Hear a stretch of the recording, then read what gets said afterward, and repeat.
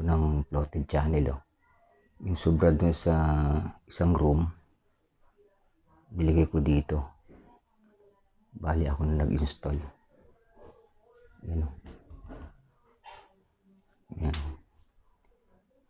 Tapos ang kulang pa ito, tatanggalin ko yung TV, tapos lalagay ko ngayong floated channel.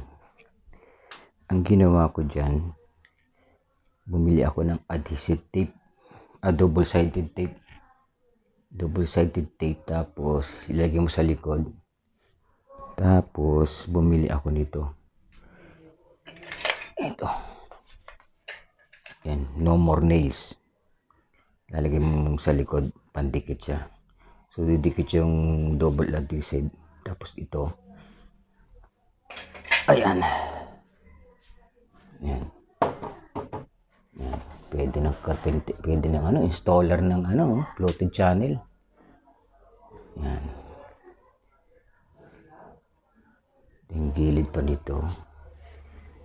Yan, lalagyan ko pa yan. Napakinabangan din yung sobra sa kabila.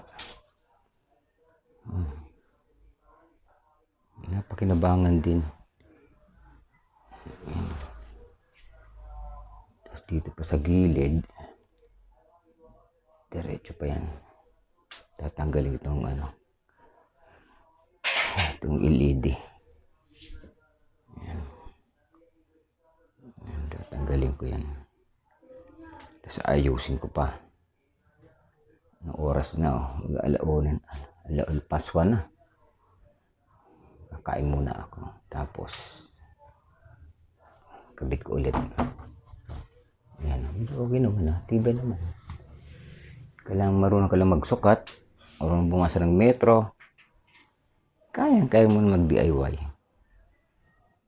Yung sa kabila, pina-install ko yan dun sa aking gumawa sa parking.